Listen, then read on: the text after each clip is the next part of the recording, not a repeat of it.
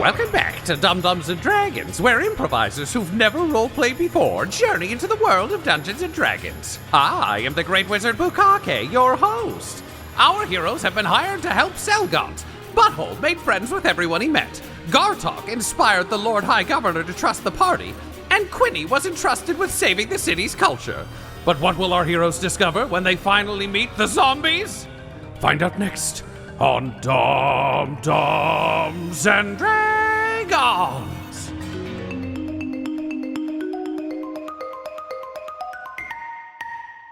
Dum-Dums, you are in Selgaunt, the jewel of Sembia, which is beset by zombies doing processes. Having met with both the sort of representative commander of the Silver Ravens, Proximus Riberius, the Minotaur, the comptroller, Blarvin Hashmir, and finally both of their respective bosses, the High Lord Governor Thamelon Uskvaran III and Honeylass II. You have been tasked with meeting up with some of the Bronze Ravens, who are random adventurers who have been deputized throughout the city to deal with a variety of undead problems and try and get to the bottom of what the fuck is happening here in Selgaunt in order to open up its borders yet again to tourism and trade, as well as get that so important letter of neighborly friendship to take home to Asgard to prevent the city from being annihilated. So, having spoken to Uskvaran, you're on your way to the Silver Lion, one of the finest rooming houses in all of Selgaunt, but one that is unfortunately just filthy with zombies right now. There are no beds to be had because there are zombies waiting in the beds in case the gourmand zombie who is currently demanding more and more beef stew is removed or interfered with. You've been told that you will meet Mel the Cannon there, who may be able to assist you and provide more information. So this is the first time you've been just out on your own in Selgaunt. Is there anything in particular you'd want to do en route to the Silver Lion? I think for Quinny's kind of what he's focusing on right now is there's been, I think, enough talking about this stuff that he really wants to just see it firsthand. So I think the getting there and looking at the stuff is his priority. He's not going to be like, no, we can't do any of the things you guys want to do. We're going there now. But like, that's his focus, I would say, is to just get there and be like, what is the deal with these zombies? Samesies. Yeah. Okay. Yeah. Butthole's also mission focused. Honestly, despite the fact that the Lord High Governor seems like a really cool, fun guy, he doesn't actually like hunting. He thinks it's kind of gross just to go out and like kill a bunch of animals for fun is an innately psychopathic act that he has no interest in from his perspective. Yeah. So socially, the Silver Ravens refusing to work because they're not being paid is also fucked up. Like, this just seems like it's not a great place, but it's not his job to fix it. So he's kind of warring within his own mind on like, do I try to make this place better but possibly blow up the relationship, or do I just solve this problem? So he's hoping when he gets to this scene that it's going to be cut and dry and the zombies will be evil and there will just be a like, we defeat the bad, we leave, everything's better. But it means he's also totally focused on just doing the job. Great. How about you, Gartok? Oh, samesies. Great. Samesies twice. Samesies twice. Gartok's having exactly the same thoughts. No, honestly, like, just he's curious. What the hell's going on? Let's see it. Fair enough. So you make your way into the fancy quarter of town in order to... For clarity's sake, we all have our weapons back and everything. Yes, you're fully rearmed. You've been given your Lethal Weapon 2 diplomatic immunity, which Family Guy makes me feel the need to add. So Hammer, you can't sue. Otherwise it's going to be an unseen sneeze. Yeah, we've got so many kroner. You can't touch me. That's very good. Now you just need the zombie killing bullets. So Meeny, miny, hey mo. You make your way into sort of the fancier district in order to approach the Silver Lion. We're talking kind of almost a Parisian street at this point, where there's beautiful storefronts and everything is very like wrought iron. There's awnings. It's very, very nice here. Gartok, I imagine, nice in a kind of like, oh, this would actually be a pleasant place to visit. Quinny in a so much wealth to steal, You've got like little patio cafe situations set up everywhere. It's just like people just guard down out in the open. And Butthole, I think with the things warring inside you, you're probably not observing too much of this other than the wealth disparity is pretty obvious, even though there doesn't seem to be a lot of out and out poverty in this part of town. It's just that, there are no restaurants without servers. Are those servers making the same amount of money as the old money spending there? Probably not. But this is a weird place for you because you were raised in Helltown and then you were a mercenary for a long time. And even in places like Neverwinter, it's like go to the rough and tumble tavern to get a job and sort of walk through a place where everything is kind of fine while also not being fine is probably a weird. Just to be clear, we haven't we've seen all this opulence and very high end and rich and nouveau riche things. Have we seen any like slums or anything have we seen the other side of the coin, so to speak? You've walked at all yet? Based on the way you came into Did they do busy and bustling? Did they do like the resort beautiful walk in an area where they're like, here are all the nice things, and the moment you go drift off the path, it sucks? With the exception, so here's the interesting part about how your pathway into the city, because you came in through the main thoroughfare across the bridge, you saw a little more of the real city than you would have otherwise. You walked along behind the Avenue of the Temples, which is where the warehouse is, that like really shady tavern with cardboard walls. So like you got a bit of a taste of it because there's just a bunch of temples, which means a bunch of people come to worship from all different walks of life. And that part of town, despite being very opulent in terms of the temples, is a much better cross-section of society. So you saw a taste of it there, but no, the area where like the Night Knives Guild House is supposedly located and where someone like Jimbo would live is in the southwest corner of Selgaunt, so pretty far from where you are. You're kind of in the northeast corner. So we've seen normal people and like people of all varieties and dress, but we aren't seeing like crappy buildings in the areas we've been. No. You've mostly seen the wealthy areas. That said, aside from the fact that it isn't business as usual here, you're not seeing like Neverwinter is like kind of a rough place, and you're not seeing that same level of. There isn't security in front of every building. There isn't all the Neverwinter-ish things we would have. There's no town guard anymore. But. Yeah, there's no town guard anymore. But also weirdly, there is just so much wealth here in general that like even if you aren't in the old money, like there's constantly ships. So there's always dock work. There's always ships you can sign up for. You can always sail. Like there just does seem to be enough industry to kind of keep this place afloat. Even the sewer stuff, like Jimbo has like a well-paying job in the city. He just obviously thinks he can rise. He probably can't, but he's not destitute. So okay.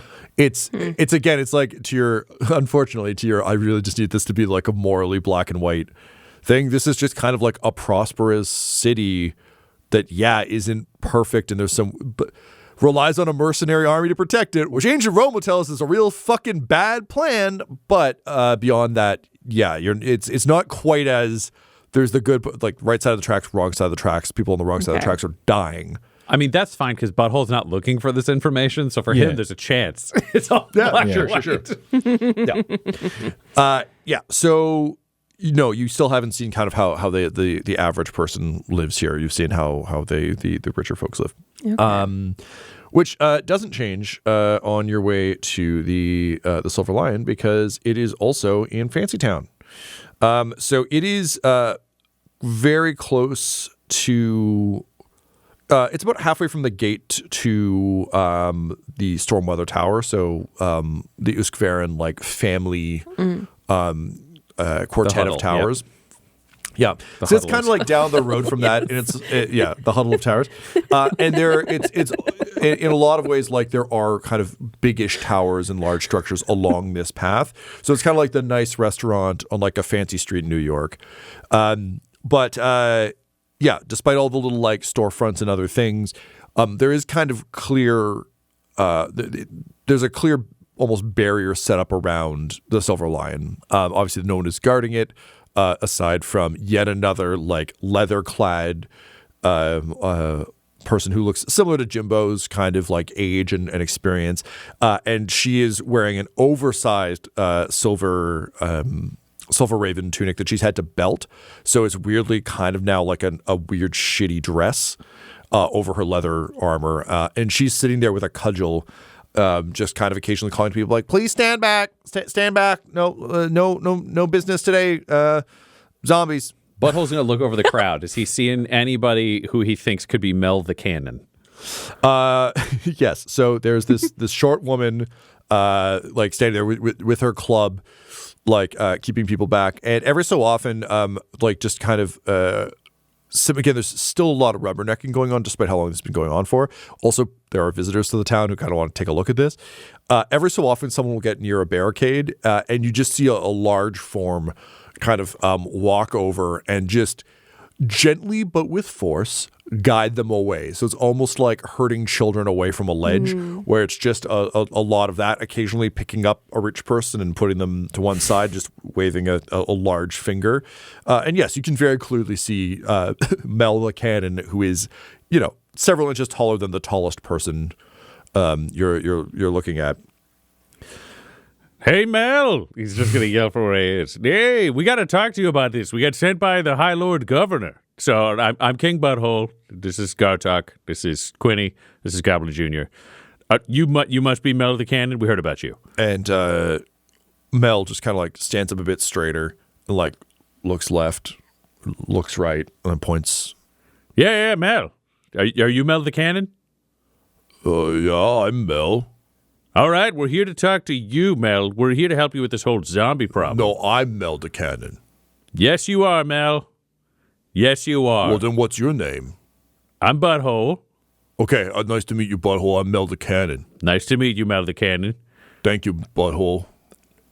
We're going to go inside. Whoa, hey. And so the High Lord Governor he like moves the crowd aside. And you can see he's dressed in very well, like sun-bleached clothes.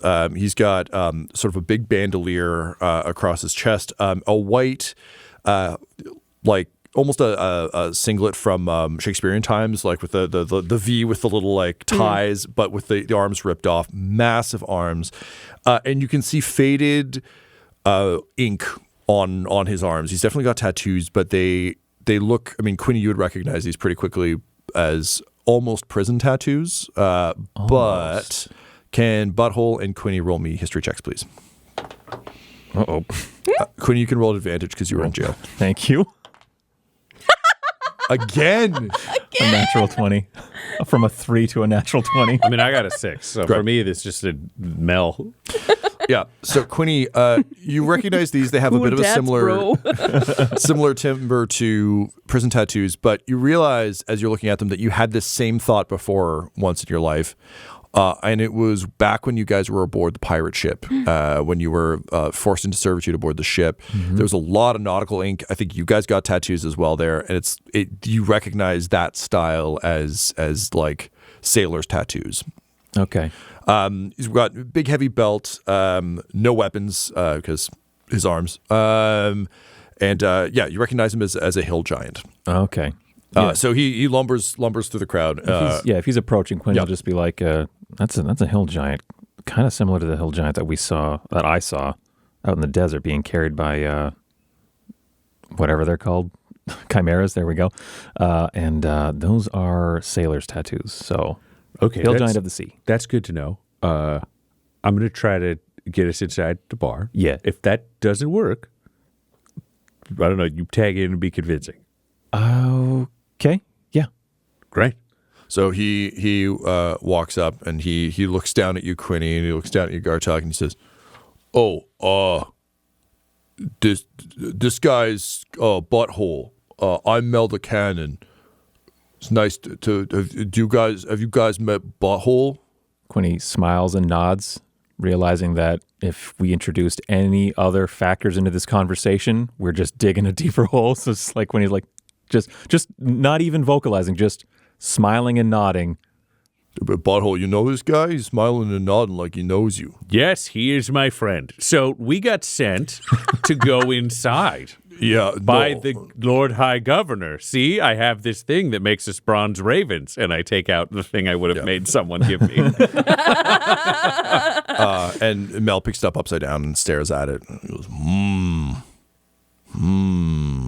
He looks at you and he looks at it and he goes, Yeah, no, you can't go in there. If you go in there, bad shit's gonna happen to you. And look, you just met this guy over here, and he seems like he's your friend now, and he could blow up and you could blow up, so you can't go in there. But you just feel a little bit of tugging on your livery and things like that. Yeah, he's gonna look over at you. Try just throwing a little bit of nautical lingo in there, I don't know if you know, but I'm the captain of a ship. You're a captain? Mm-hmm. And I need to go inside there so that my ship can be ready to sail again. The sea is important to you and to me. Can you roll me a deception check? Can Quinny help him with the deception?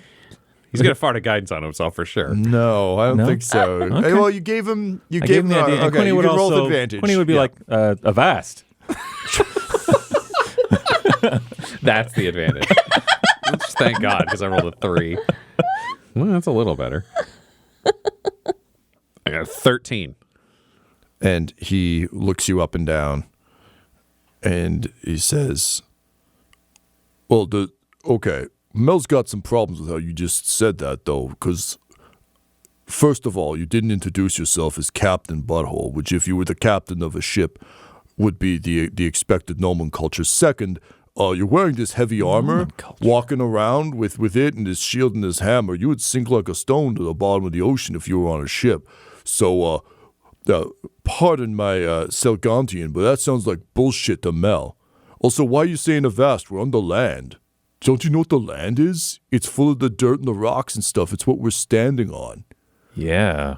Butthole's just going to reach down and put a hand behind Quinny and just push him forwards because All Butthole right. doesn't have a plan anymore. Now it's just Quinny do it. Otherwise, he's going to have to fight this guy. Let me guess. This is your first mate aboard the big ship of lies? I'm the captain.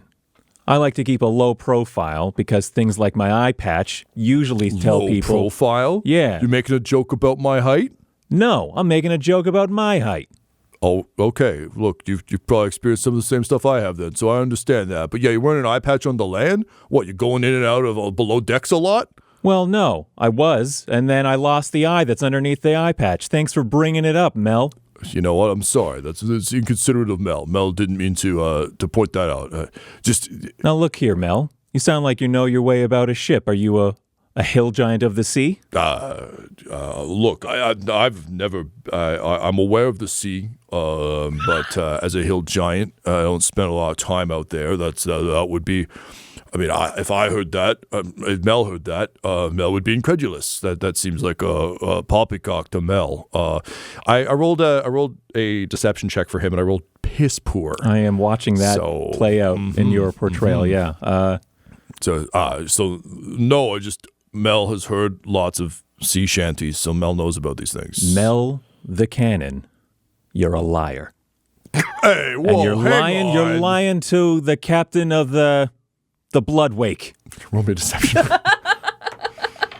Oh boy. Oh, that's a 19 plus some numbers. Deception, you say? Yep. 32? What did Yeah. you roll, Tom? Not 32. And Mel's eyes go wide. He says, "The Blood Wake? That's right. You're Captain Bloodsmear? Some know me by that name, yeah. Oh, shit. Look, when Mel said those things, you understand, we were opposing ships. We're both after the same All right, buoy. I didn't mean to yell those things that loudly All at right, you. all right, It was Mel. very inconsiderate of me. I was going through some shit. I'm sorry. I'm sure your mother's a very nice person. Quinny's like leaning in conspiratorially, like, I don't want it known that I'm here. For sure. Okay, I understand, Captain. Yeah, understood. Me and my mates. This landlubber here, you look at this guy. He knows what the land is. Yeah, good. Back here. Yeah, okay. Me and my mates, we want to get in there to the Silver Lion. We hear there's some coin and reputation to be made for anyone who can deal with these exploding undead. Now, if you want Mel the Cannon's name to be sung in the same songs as the Bloodwake. Give us a hand here.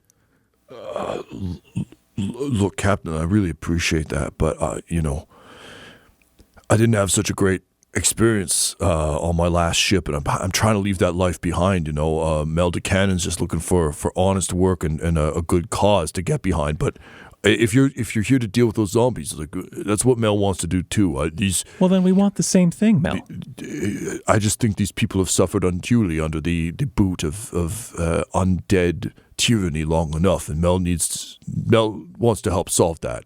Well, that's great.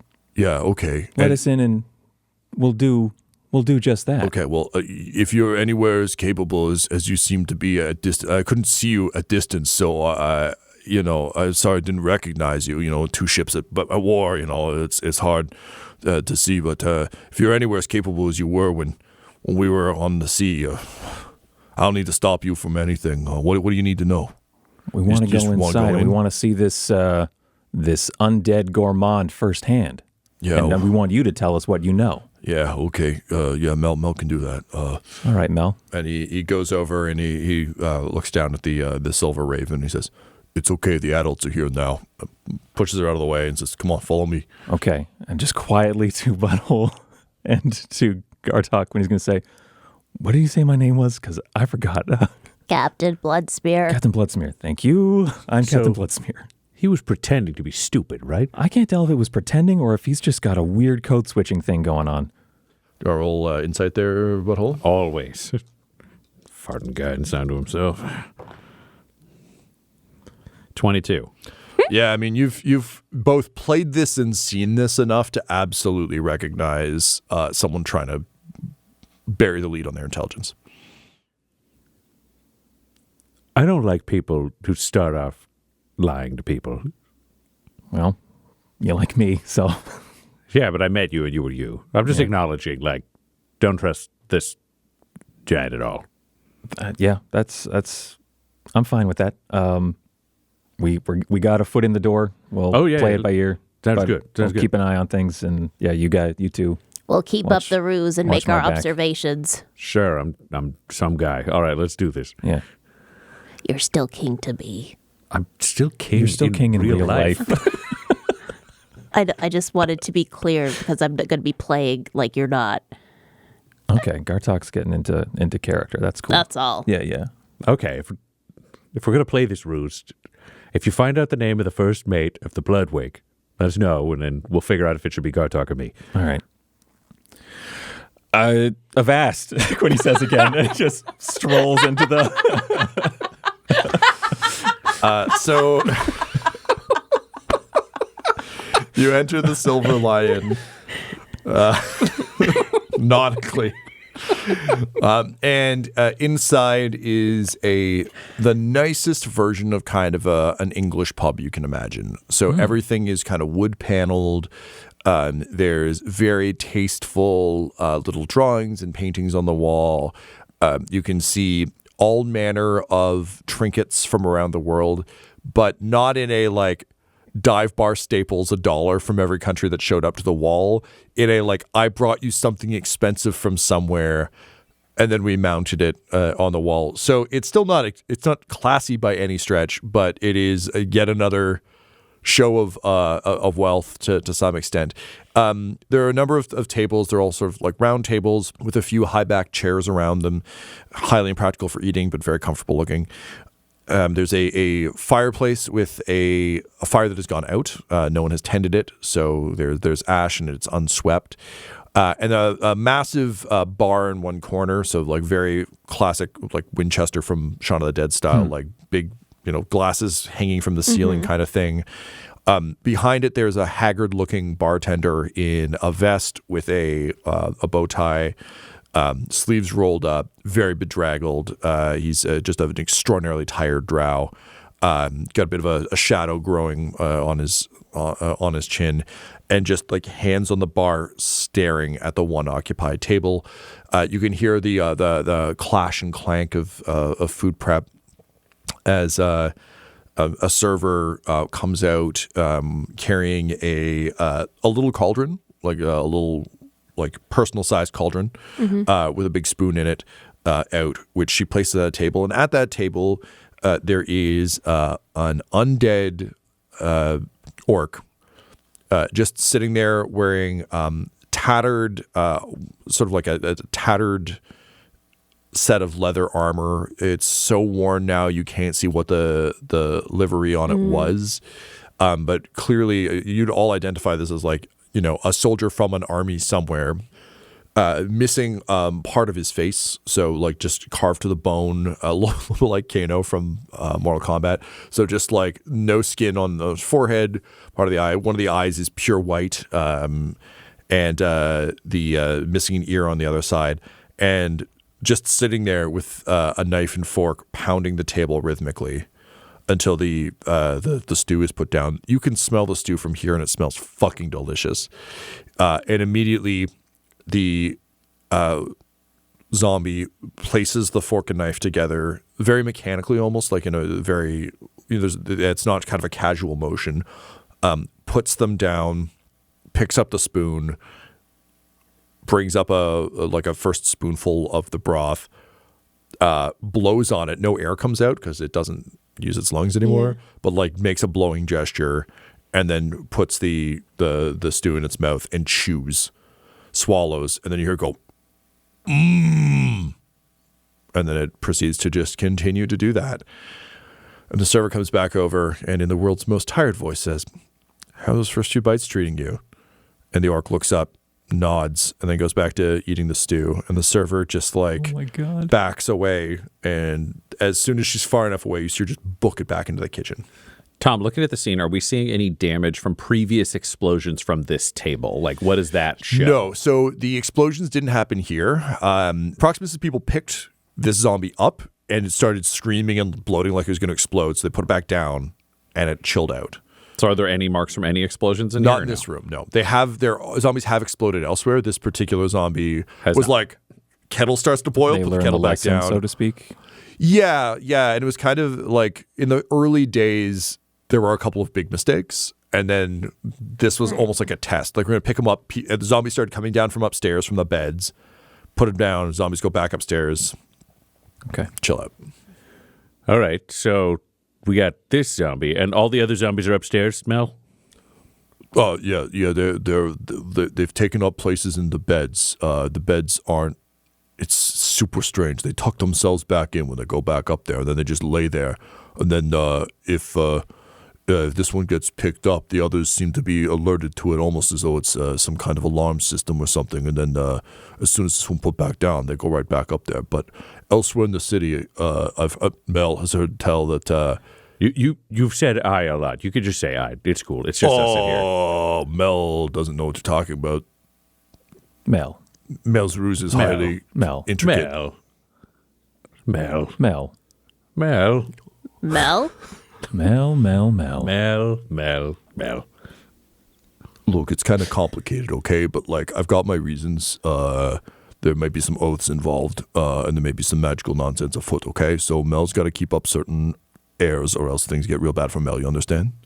But it's just the three of us, and we already know. Plus, you said "I" twice during yes, I know, that but explanation. it is not about just the three of you or Mel. It is about something else, oath-related, that could really fuck me over if Mel doesn't keep up this particular ruse and this particular guise. No matter who's in the room with Mel, there are any like points up like I Zombies? don't know if gods. Quinny like looking at Butthole like, why would you think that? We just talked about the being upstairs. Look, it's a paladin thing.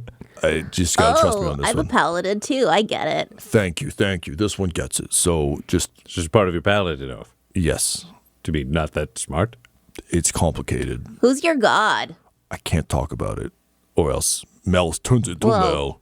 Not like really god. I guess you don't turns have to into have a Mel. god, right? I mean, like, who's your oath to? Look, I can't get into it, or I lose certain capabilities that I currently have intellectually. Oh, so if you stop pretending to be dumb, I don't know you what end to up talk being about. dumb? Don't talk about it. Nope, I'm Mel, it's not- just okay. Mel. Sorry, It's we're here to- just- I'm not Wait, going wait, to wait. share. Wait, That was- Stupid Mel. No, Okay. hang on. That was bad form of me to even ask. It's your business. Your Do you know oath. what? My Why- apologies. Why don't we? It's okay, Why don't we I discuss understand. this in a different way? Let's say there was somebody outside named Steve, Steve, and Steve was pretending to be stupid, but Steve was actually quite smart. If we were all just, I don't know, throw out a reason that Steve might be pretending to be stupid, what do we think it'd be? You know, how would we explain that? Why don't you start, Butthole? What would your reason be if you were Steve? I was a method actor, and I was carrying my role of the fool through the rest of my life. What do you think? Mine would be I'm a notorious pirate captain, and Steve is one of my many alter egos. Oh, that'd be good for a fictional Steve. What do you think Steve's reason would be? Gartok? I think that Steve's reason would be Steve's to know alone because Steve Okay, has that's obviously enough out of you. taken a very Not serious helping. oath You're not as a helping, Gartok. paladin. You're not helping. And I've I been do regretting appreciate so this. much asking. This I'm is the so sorry, opposite Mel. of It's helping. okay. Gartok's not in on the grift. Gartok's not And on board. Mel, what do you think Steve, not you, obviously we're talking about Steve, what do you think Steve's reason would be? Well, I think if Steve were granted extraordinary Mel powers thinks. beyond, thank you, Captain.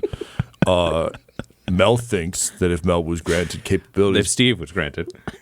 Mel thinks that if Steve was thinking about, you see, this is reaching the limits of Mel's powers. Mel would think that Steve was know what? perhaps granted special abilities. Yep. And that Steve came to be quite passionate about and reliant upon those newfound intellectual capabilities granted to Steve by powers that Steve neither fully controls or understands, that maybe Steve wouldn't want to rock the proverbial boat too much because Steve doesn't want to go back to what Steve had before. Steve likes what he's got, and Steve can help more people if Steve has those capabilities. But if Steve loses those, Steve goes back to being a guy who just throws rocks. And Steve received Steve's abilities by some kind of promise, we'd guess, that if Steve revealed that Steve was smart, the promise would be broken and the abilities would go away. For you're his first mate, right? Is that who's captain? Who's this guy to you? Yes, but as we're talking about maintaining covers and guises, I prefer, I gave him a cover as well. You can call him King Butthole. Wait, your cover is making a guy a king? Well, yeah, put the attention on someone else who's not me. Intriguing. This is indeed a wonderful game of shadows you have constructed, Captain. Jesus, Mel. Listen, King Butthole. Yep. Wink. Have you ever thrown a coin in a well of any sort? Perhaps a fountain, and hung some hopes and dreams upon it in some kind of four-letter word way that we will not say. Perhaps starts with a W and ends with an H. Oh, it's not fuck. Wait. Whoa. What? Why would you try I- to guess the word?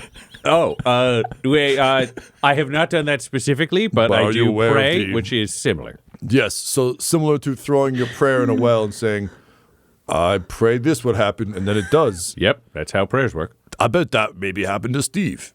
And then because Steve prayed, Steve thinks if Steve reveals his prayer came true, Steve loses his prayer Steve was gift explicitly told by the well. that the condition of said prayer granting was that. So Steve's got to keep it on the DL. Steve's God is kind of a dick. Yup. So, does this orc ever shit or like what happens with all that stew? This is a good question that Mel does not know the answer to. Mel would check his pants, but if I lift him up, Mel lifts him up, he might explode and kill Excuse Mel. me, Well, here. Mr. Bartender. So does that orc go somewhere to shit?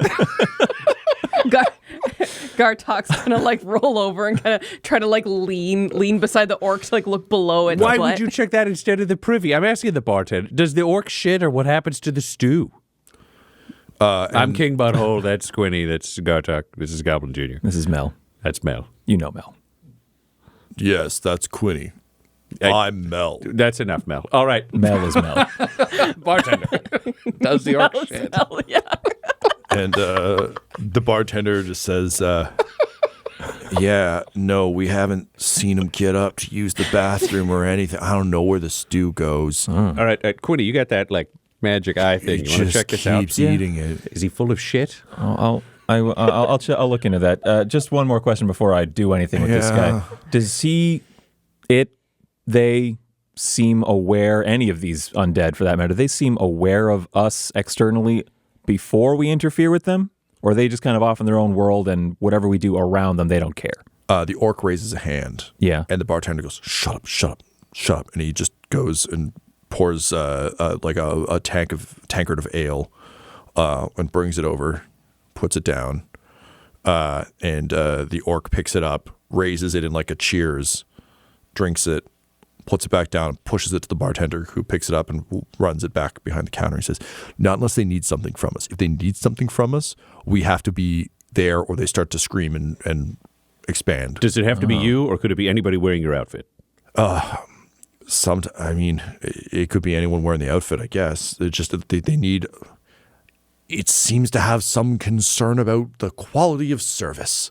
Because we tried to get real lazy and just put a bunch of mugs out for it, and then it started to scream. That changed the process. And then we put an empty mug because we didn't want to waste all of our good ale, and then it started to scream. Okay, so I'd say let's try the magic eye, then we can experiment. Quinny, you've worn butler's clothes before, so we can put you in bartender's clothes. I went to mixologist college, man. I'm an alchemist by trade. This is a butler.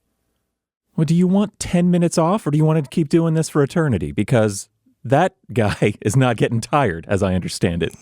Fine, buttle away. He's like starts taking off his bow tie. Let's see what we're doing first. Questions. Oh, Gartok, dive in there, buddy. Well, yeah, but when did this orc start his process? When it was weeks ago when all the undead disappeared.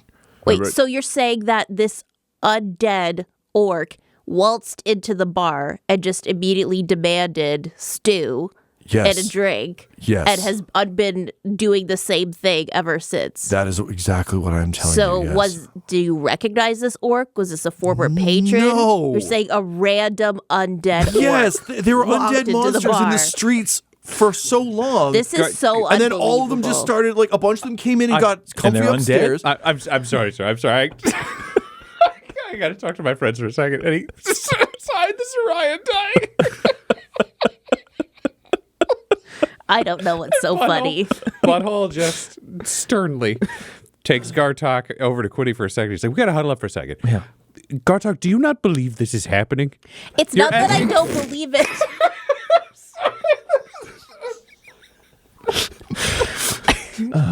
It's not very good. Look, no, it's not that I don't believe it. I'm just trying to understand the events that had led up to it. Gartok, and no one's given us a clear answer. Everyone's true. like, it's happening. Gartok. And I just want to know if these people were like undead the Gartok, whole time. Like, every single person that we have met since we were in Asgard. Since we were in Asgard has told us exactly the same information as this bartender. When we killed my parents, that was when all the zombies started doing their processes. I know, but what I wanted to know was like whether they were zombies in place and then things changed and then they started this process So you in the wanted to place know- were they were. Or if they were like recently undead and doing a thing and became undead like while they were doing a thing and kept doing it. I'm just trying to understand exactly what happened, how the process started. You used so many words, and I think there's a simple... So you're asking, was there someone already in the bar who died and became a zombie to do this? Yes.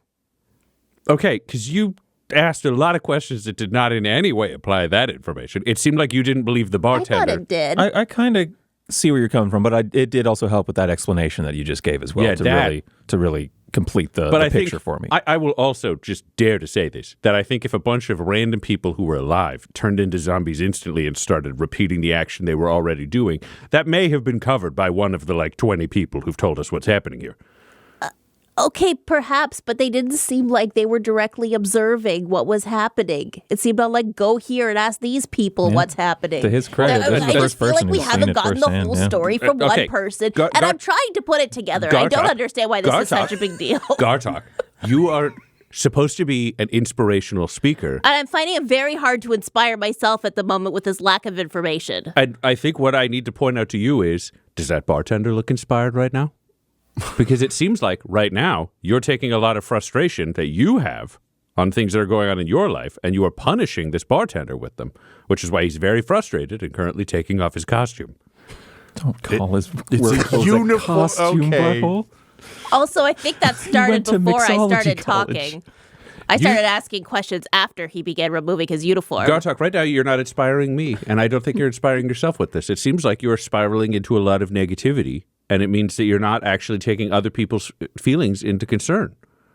Perhaps not even our ultimate goal. It seems like you're getting very angry and very judgmental, and I don't understand why.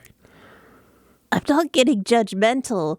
I feel like I'm being judged just because I had one bad moment. It's hard to be inspiring all the time.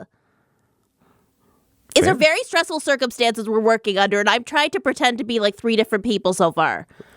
Who are you trying to pretend to be? You I haven't don't know. been given a character yet. Someone on the blood wake. I'm just waiting for more information. This real. is very hard. That's real. That's what we really are. Mel didn't hear it. I rolled bad on perception. Okay, all I'm You've saying gone too is, deep, Gartok. Gartok, you're spiraling.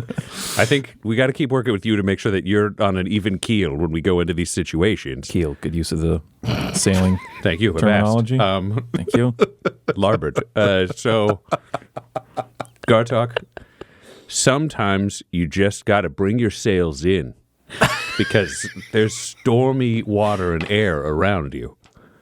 And when you bring those sails in, that's when you can batten down the hatches and you can boat stuff all your way to survival. Drop an anchor. Find a way to center yourself somewhere so that if the world around you is confusing, you can be who you need to be at that time. You're not just getting battered around and tearing your sails and, I don't know, getting struck by lightning if there aren't a lot of other boats or tall structures around. Mermaids. Yeah. Juniper met a mermaid once. I'm going to take that as a win. Dinghy. He turns back. All right. All right, I'm going to look at his butt, I guess. Yeah, and I just go around behind the orc. And I want to use my eye of true sight, turn it into an eye of poo sight. What do I see? Well, pink eye for a start. Can you roll a perception? His eye is now made of rose gold. Perception, you say? Okay. Yes. That's a 13. Perception. It's if you're looking at it kind of from like a heat map kind of perspective. I don't like that, but yeah.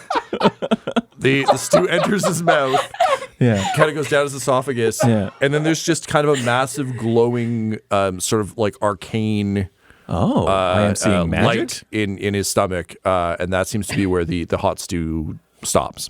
There's Quinny, I see you looking up his ass. Can you spread your search a little wider? No, maybe I will, but I don't know if I need to because there's magic in him. That's good, but is the magic going anywhere out of him or like into the area around or coming from somewhere? Like the stew goes into the magic. I give him a scan, kind of walking around the table. Again, I don't want to touch him or mess with his deal.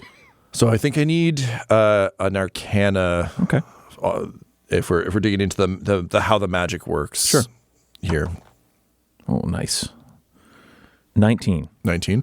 Okay, so yeah, as you're walking around him, you see the big kind of magical energy in his stomach. But as you're observing him from different angles, you can see wispy trails of magic coming off the arms, the legs, the head, but particularly the head. It's almost like when they do like aerodynamics tests and they show Like like a wind tunnel? Yeah, the wind Yeah. tunnel lines where they show kind of how wind passes over.